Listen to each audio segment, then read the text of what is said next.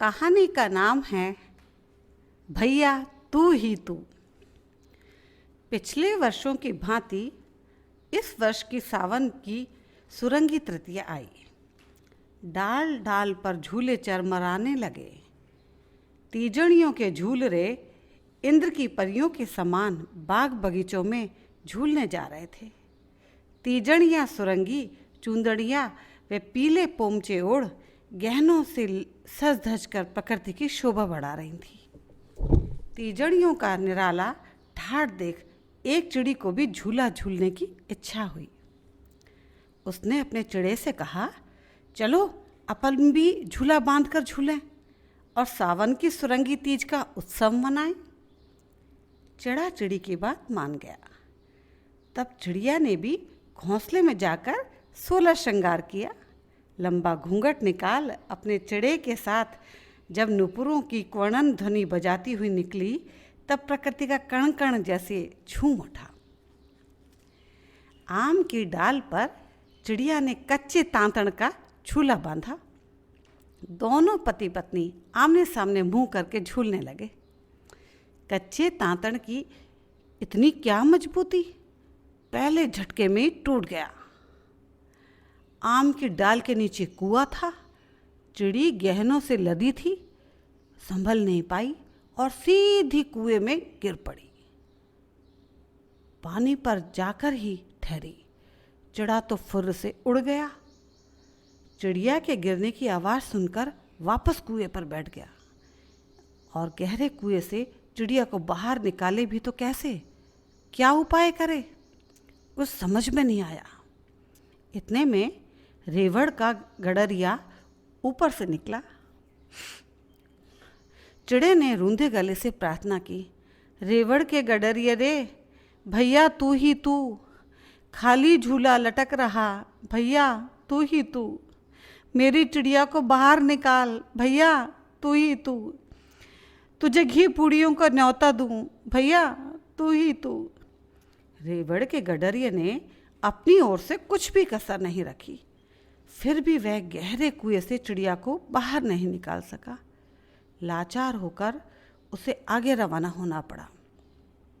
उसके जाते ही गायों का एक ग्वाला आया। चिड़े ने रूंधे गले से फिर प्रार्थना की, गायों के ग्वाले रे भैया तू ही तू, खाली झूला लटक रहा, भैया तू ही तू, मेरी चिड़िया को बाहर निकाल, भैया तू ही तू, तुझे घी पूड़ियों का न्योता दूं, भैया तू ही तू। गायों के ग्वाले ने अपनी ओर से कुछ बेकसर नहीं छोड़ी, फिर भी वह गहरे कुएं से चिड़िया को बाहर नहीं निकाल सका। लाचार होकर उसे आगे रवाना होना पड़ा। उसके बाद भैंसों का एक झुंड आया।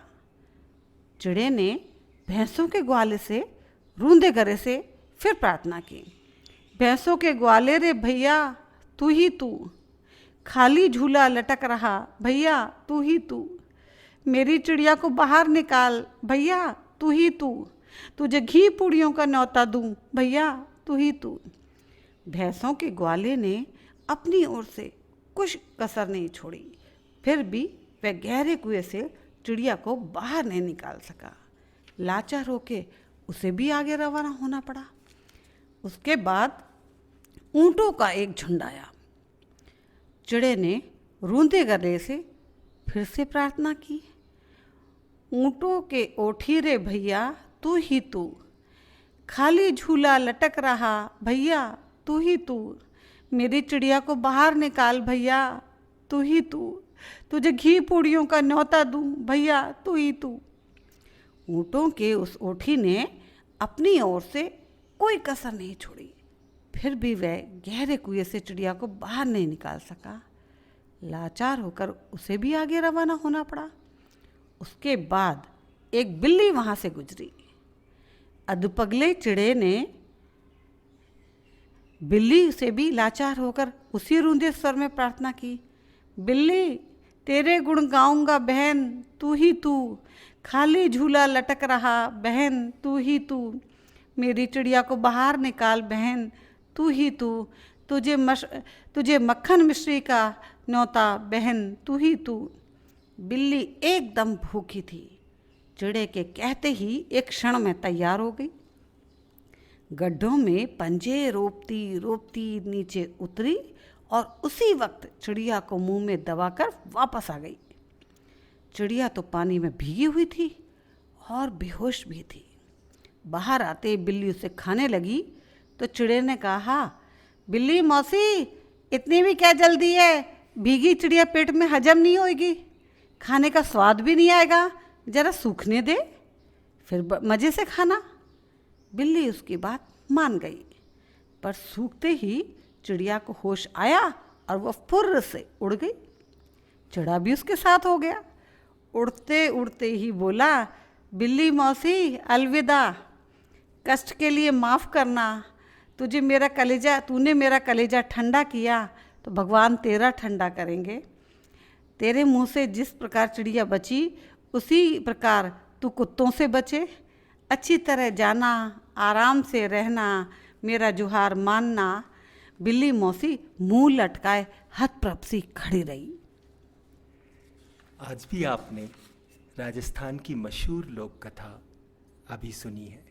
इस लोक कथा का पुनर्लेखन भी विजयदान देथा ने किया था और आज इस कहानी को आवाज़ दी है अनुपमा ने। तो इन सभी का बहुत बहुत आभार, शुक्रिया।